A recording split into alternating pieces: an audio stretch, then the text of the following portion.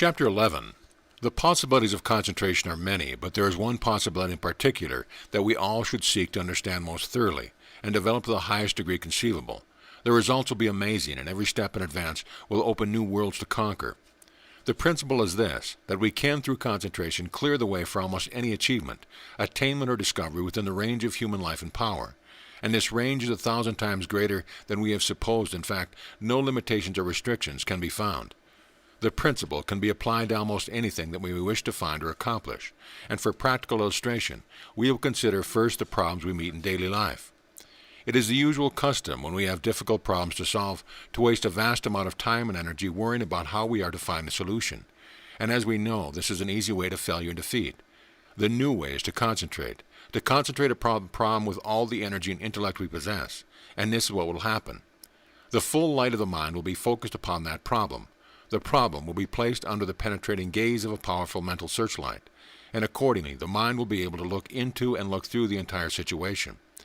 Thus the solution will be found, for the fact is that situations or problems seem difficult or perplexing only when viewed in the dark or in subdued light. When we can look through the thing, then we know what to do. Turn on sufficient light and all mystery disappears.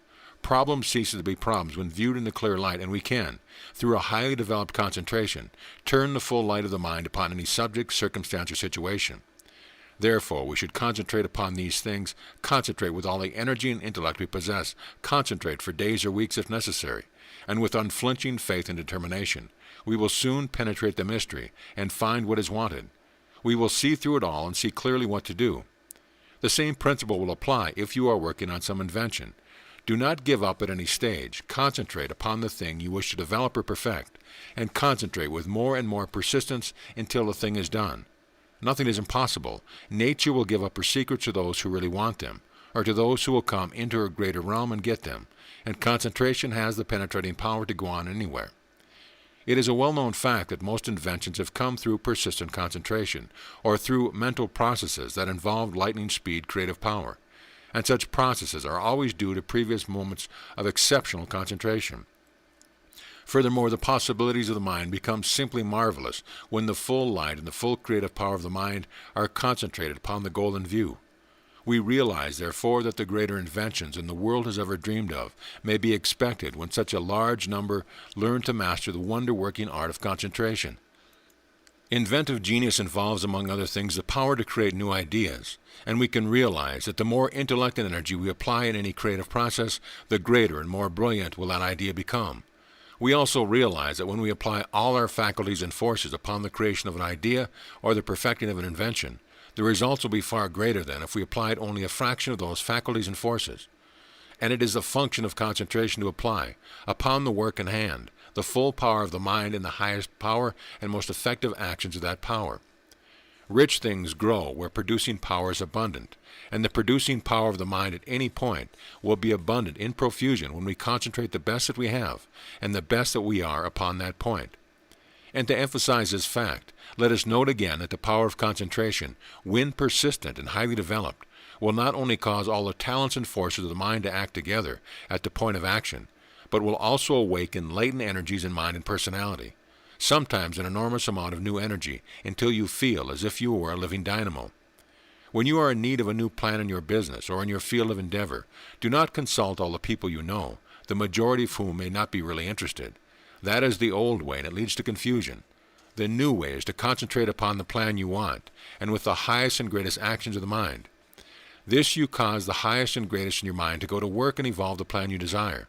They can do it, and if you concentrate exceptionally well, you will cause these actions to make a super effort, the result of which will go far beyond your every expectation.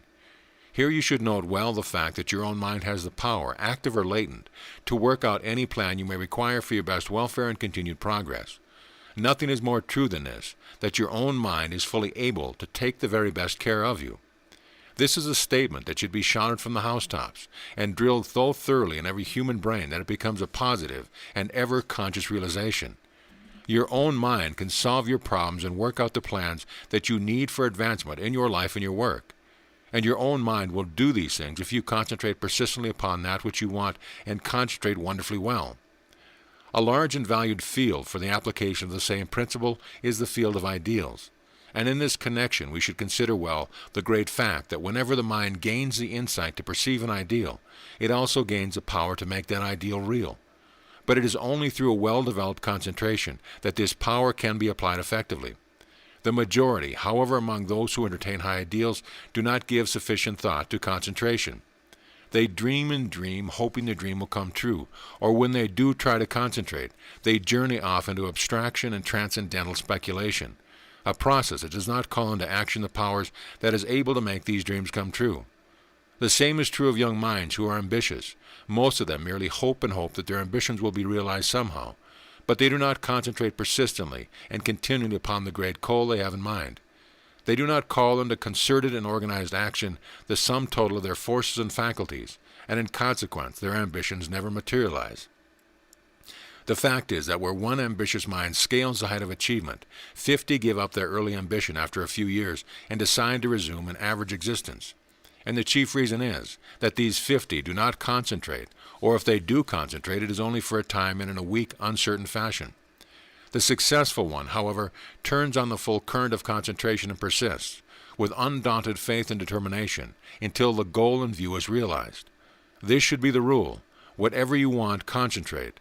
Concentrate upon the purpose you have in mind. Concentrate upon those greater forces and the possibilities within you that can get you what you want, that can see you through successfully. For it is positively true that your own mind can get you anything within reason, provided, of course, that your whole mind is working for you, and your whole mind will work for you with the highest degree of effectiveness if you concentrate wonderfully well. The possibilities of concentration are not confined, however, to the usual fields of achievement, or to those mental domains with which most of us are familiar.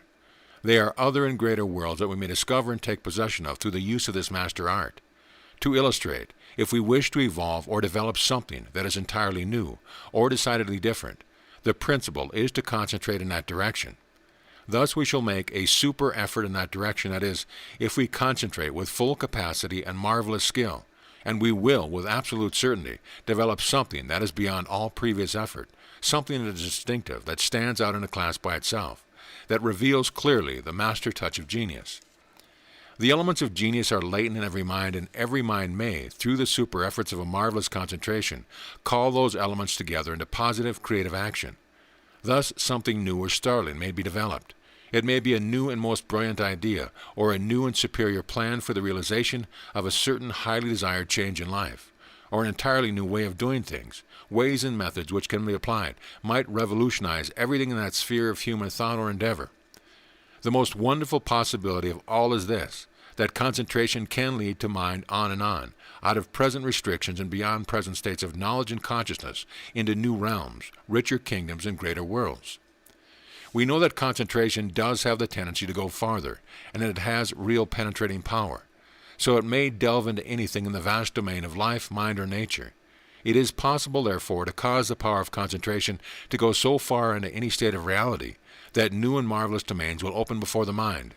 Thus we might find long-sought secrets in the natural world, or make discoveries in any field or region that would prove amazing to the mind and invaluable to human progress.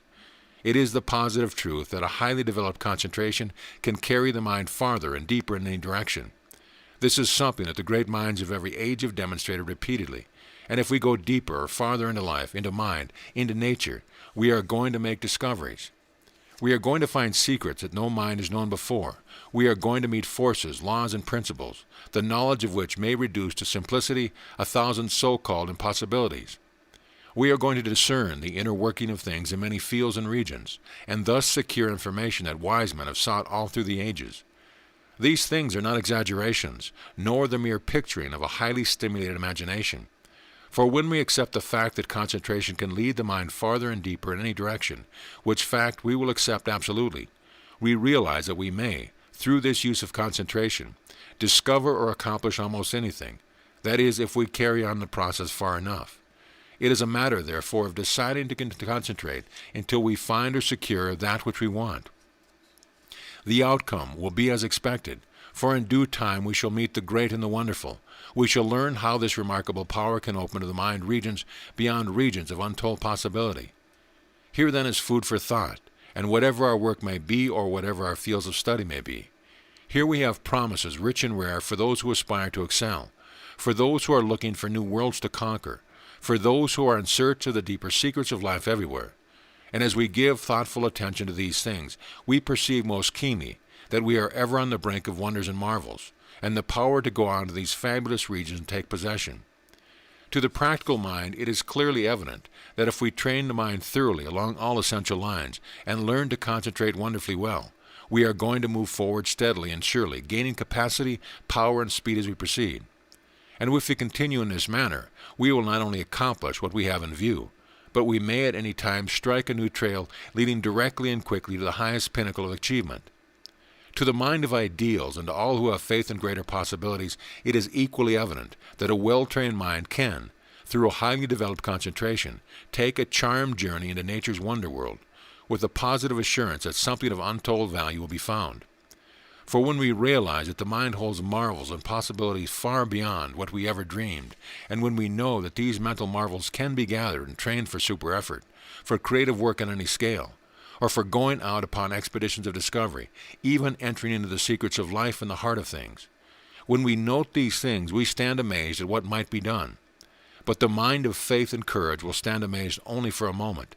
Such a mind will resolve to master this wonder art at once, for in it there is a power that never knew failure nor defeat, a power that is fully able to cast the mountains of impossibility into the sea of oblivion. End of chapter. End of book. This audio presentation of Concentration by Christian D. Larson has been brought to you by AudioEnlightenment.com and has been recorded for the exclusive use of Audio Enlightenment members only.